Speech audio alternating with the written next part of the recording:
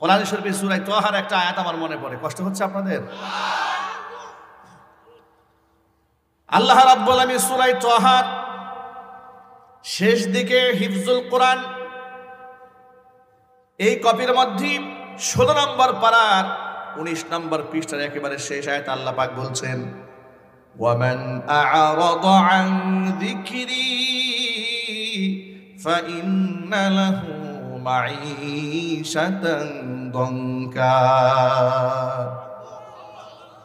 ওয়া নাহশুরুহু ইয়াওমাল কিয়ামাতি আ'মা قال رب لم حشرتني أعمى وقد كنت بصيرا قال كذلك أتتك آياتنا فنسيتها وكذلك اليوم تنسى আল্লাহ পাক বলেন, ওয়ামান আ'রাদা আন যিকরি, আমার কোরআন থেকে যে ব্যক্তি মুখ ফিরায় নেবে, ফাইন্না লাহু মাঈশাতান দানকা, আমি তার গোটা জিন্দেগিটাকে সংকীর্ণ বানায় দেব। মানে দুইকাতুল আরদু বিমা রাহুবাত, জমিন প্রশস্ত হওয়ার পর আল্লাহ পাক তাদের জন্য সংকীর্ণ বানায় দেবেন। বাস্তবতা হাসিনার দিকে তাকায় দেখেন, হাসিনা কোরআনের বিরুদ্ধে অবস্থান গ্রহণ করেছিল, আলেমদের বিরুদ্ধে অবস্থান গ্রহণ করেছিল ক্ষমতার চেয়ারকে শক্তিশালী করার জন্য।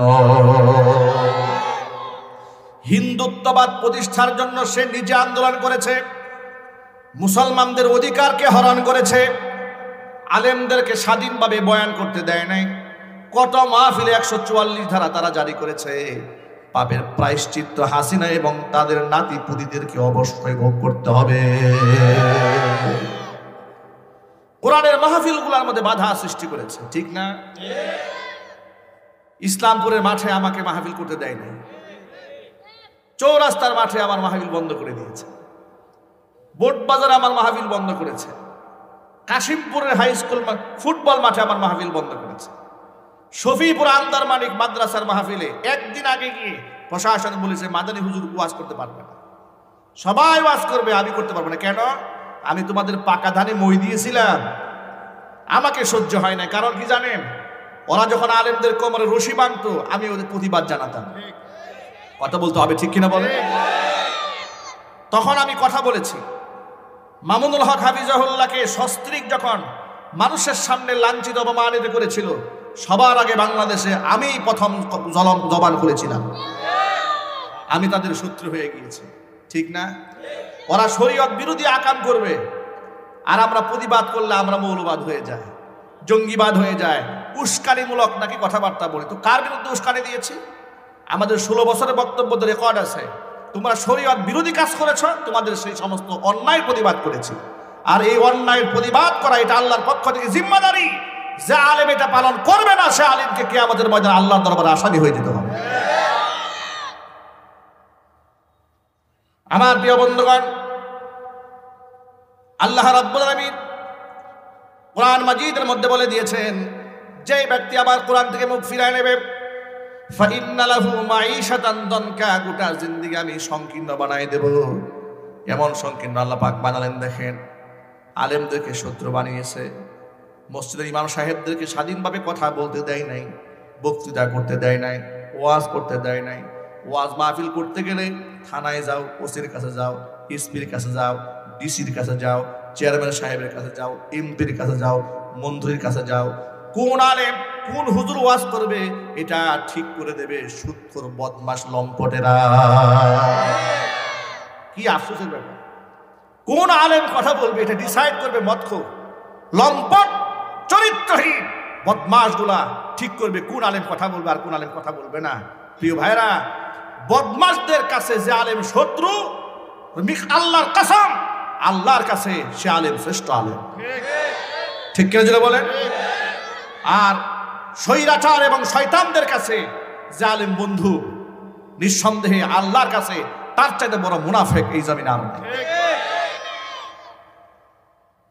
ওরা দাঁড়িয়ে বলতো যে কোনো হক্কানে আলেমকে গ্রেফতার করা হয় নাই, ধর্ম ব্যবসায়ীদেরকে গ্রেফতার করা হয়েছে। নাউজুবিল্লাহ পড়েন, আরো চিল্লায় করে নাউজুবিল্লাহ। আমার জাবান ভাইরা, তাহলে আল্লাহ পাকের কথা মিলায় না। আল্লাহ বলছেন যারা আমার কোরআন থেকে মুখ ফিরায় নেবে ওদের জিন্দেগি আমি সংকীর্ণ বানায় দেব। এবার স্বৈরাচারীর দিকে তাকাই দেখেন পৃথিবী আল্লাহ পাক কেমন সংকীর্ণ বানায় দিয়েছেন। দুবাই যেতে চায়, দুবাই বলে না আমি নেব না। আমেরিকা নিতে চায়, যেতে চায়, বলে না ওর মতো শয়তান আমাদের জায়গা নাই। কথা বলে না। লন্ডনে যেতে চায়, লন্ডন বলে না আমার দেশে শয়তান অভাব নাই, এত বড় শয়তান দরকার নেই। ঠিক কিনা বলেন? সুইডেন নাস্তিকদের দেশ, বলে না না না আমরা নাস্তিকরা ভালো আছি, ওর মতো ভালো মানুষ দরকার নেই। এই ভালো মানুষ যেখানে যায় সেখানে আগুন লাগাই দেয়। ঠিক কিনা বলেন? ফাইন্না লাহু মাঈশাতান দানকা, ওর জিন্দেগি আল্লাহ সংকীর্ণ বানিয়ে দিয়েছে। কিয়ামতে আল্লাহ পাক এদেরকে কেমনে উঠাবেন শোনেন। ওয়ানাহশুরুহু ইয়াউমাল কিয়ামাতি আ'মা, কিয়ামতের দিন এদেরকে আমি অন্ধ বানায় হাসরের ময়দানে উঠাবো। অন্ধ বানায় যখন উঠাবো এরা বলবে ক্বালা রাব্বি লিমা হাশারাতানি আ'মা, আয় আল্লাহ কেন তুমি আমাকে অন্ধ বানালে? ওয়াকাদ কুনতু বাসীরা, দুনিয়ার মাটিতে আমি দেখতে পেতাম, আমি চক্ষুষ্মান ছিলাম, কেন আমাকে অন্ধ বানালে? আল্লাহ পাকের পক্ষ থেকে জবাব দেওয়া হবে ক্বালা কাযালিকা আতাতকা আয়াতুনা ফানাসিতাহা, অনুরূপভাবে দুনিয়াতে আমার আয়াতগুলো তোমার কাছে এসেছিল আলেমদের মাধ্যমে, নবীদের মাধ্যমে, বক্তাদের মাধ্যমে, দাঈদের মাধ্যমে। ফানাসিতাহা, তুমি আমার আয়াতকে সেদিন ভুলে গিয়েছিলে। ওয়া কাযালিকাল ইয়াউমা তুনসা, যেভাবে তুমি আমার আয়াতকে সেদিন ভুলে গিয়েছিলে আজকে আমি আল্লাহ পাক তোমাকে ভুলে যাব, তোমাকে আজকে ভুলে যাওয়া হবে। নাউজুবিল্লাহ বলেন। আল্লাহ পাক যদি পরকালে ভুলে যান কপালে এমন আগুন লাগবে যে আগুন কেউ নিভাতে পারবে না। এই জন্য আমার ভাইরা, দুনিয়া থেকে কোরআন বিমুখ হওয়া যাবে না, কোরআন থেকে মুখ ফিরিয়ে নেওয়া যাবে না। কোরআন আমাদের জিন্দেগি। কোরআনময় জীবন গড়েন, সন্তানকে কোরআনের হাফেজ বানান, আলেম বানান, দাঈ ইলাল্লাহ বানান। আপনার সন্তান সন্ত্রাস হবে না, গুন্ডা হবে না, মাস্তান হবে না। আপনার সন্তান ক্যাডার হবে না, আপনার সন্তান চান্দাবাজ হবে না, আপনার সন্তান লম্পট বদমাশ হবে না। এদেরকে ক্যাসিনোতে পাওয়া যাবে না, মদের আড্ডায় পাওয়া যাবে না, বারের আড্ডায় পাওয়া যাবে না, কোনো নাইট ক্লাবে এদেরকে আপনি খুঁজে পাবেন না। এদেরকে খুঁজে পাবেন আল্লাহর ঘর মসজিদে তাহাজ্জুদরত অবস্থা। এলাকার মানুষগুলো আপনার সন্তানকে দেখে আপনার জন্য দোয়া করবে, গর্বের সাথে লোকেরা বলবে আরে কোন মায়ের সন্তান, কোন বাবার সন্তান। এক কথায় মাও দোয়া পেয়ে গেল, বাবাও দোয়া পেয়ে গেল। ঠিক না? এই জন্য কোরআন থেকে কোনো ক্রমেই মুখ ফিরিয়ে নেওয়া যাবে না। আর আলেমদেরকে কখনো শত্রু বানানো যাবে না। কেন আপনি আলেমকে শত্রু বানাবেন? আলেমকে তার শত্রু বানাতে নবী করিম সাল্লাল্লাহু আলাইহি ওয়াসাল্লাম নিষেধ করেছে। আল্লাহর নবী কি বলেছেন শোনেন। হুজুর বলেন কুন আলিমান, সম্ভব হলে নিজে আলেম হয়ে যাও, আও মুতাআল্লিমান, অথবা আলেমের ছাত্র হও। 3 নাম্বার আও মুস্তামিআন, আলেমের শ্রোতা হও। 4 নাম্বার আও মুহিব্বান, আলেমকে ভালোবাসো। ওয়ালা তাকুনিল খামিস ফাতাহলিক, তুমি 5ম নাম্বার হইও না, তাহলে ধ্বংস হয়ে যাবে। খবরদার তুমি আলেম বিদ্বেষী হয়ে যেও না, তাহলে তুমি ধ্বংস হয়ে যাবে। আলেম বিদ্বেষী হয়েছে যারা, ধ্বংস হয়েছে তারা। আলেম বিদ্বেষীদের কোনো সম্মান কি আছে? আরো জোরে বলেন আছে। ওই যে এক লোক গর্ব করে, সাবেক বিচারপতি সাইফুদ্দিন কালামানিক, ঠিক না? ভণ্ড মানিক। এটা উপরে যেমন কালা, ভিতরে এর থেকে বেশি কালা। ঠিক কিনা বলেন? উপরে কালার চাইতে ভিতরে কালাটা আরো মারাত্মক। আপনি বলবেন যে ভেতর কালা কেমনে বুঝলেন? তো বুঝবো না কেন? সে টক শোতে চিবায় চিবায় বলে আমি দেলোয়ার হোসেন সাঈদীকে ফাঁসি দিয়েছি, ফাঁসির রায় আমি দিয়েছি। কি গর্বের সাথে বলেছে। আরে বেটা তুই কোথায় আর সাঈদী সাহেব কোথায়? ঠিক না? সাঈদী সাহেবের লাশে বাধা দেওয়ার পরে লোকেরা হুমড়ি খেয়ে গাড়ির নিচে পড়ে যায় জানাজা পড়ার জন্য। তার সাথে এখানে রক্তের সম্পর্ক নাই, দিনের সম্পর্ক। এমন মোহাব্বত আল্লাহ পাক লাগিয়ে দিয়েছেন। আর তুই মরে দেখ তোর জানাজা কুত্তা ছাড়া কেউ যায় কিনা। কথা ঠিক কিনা বলেন? মাত্র 1 মাসের ব্যবধানে অহংকার চূর্ণ বিচূর্ণ আল্লাহ পাক করে দিয়েছেন। কলার পাতার মধ্যে শুয়ে এতিমের মতো পালাইতে গেছে, ঠিক না? 70 লাখ টাকা নিয়ে ভাগতে গেছে।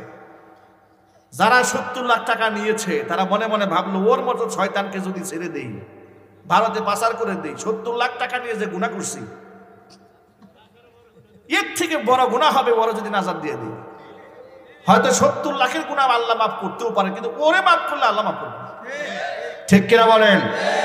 টাকাও নিয়েছে, পেদানিও দিয়েছে, এরপরে পাবলিক গণধুলাই দিয়ে প্রশাসনের হাতে তাকে তুলে দিয়েছে, ঠিক কিনা বলেন? অ্যাডভোকেট তাজুল ইসলাম বলেছেন এই ছবিটা, বিচারপতি কালামানিক শুয়ে আছে কলা পাতায়, এই ছবিটা বাধাই করে প্রত্যেকটা বিচারকের পেছনে ঝুলায় রাখা উচিত, যাতে করে এই দেশের বিচারকেরা দলীয় ক্ষমতায় যাওয়ার পরে কিংবা এই পবিত্র চেয়ারটাকে যেন অপবিত্র না বানায়। এই সিনা ওই ছবি দেখলে যেন মনে পড়ে যে দেখো কালামানিকের কি অবস্থা হয়েছে, ঠিক না ভাই? এদের লাঞ্ছনা গঞ্জনা দুনিয়াতে এরা ভোগ করতে শুরু করেছে। আর যে সমস্ত আলেমদের বিরুদ্ধে তারা কথা বলেছে, আল্লাহ পাক মানুষের অন্তরে তাদের মহাব্বত ঢুকিয়ে দিয়েছেন, ঠিক কিনা বলেন? সুতরাং আল্লাহ রাব্বুল আলামিন আমাদের সকলকে ওলামাদেরকে মহাব্বত করার তৌফিক দান করেন। এই পৃথিবীতে যার সাথে যার মহাব্বত, পরকালে তার সাথেই তার কিয়ামত হবে। আর আল্লাহর পথের পথিক যারা হয় তারা নির্ভীক হয়, তারা একমাত্র ভয় করে কাকে? আরো জোরে বলেন।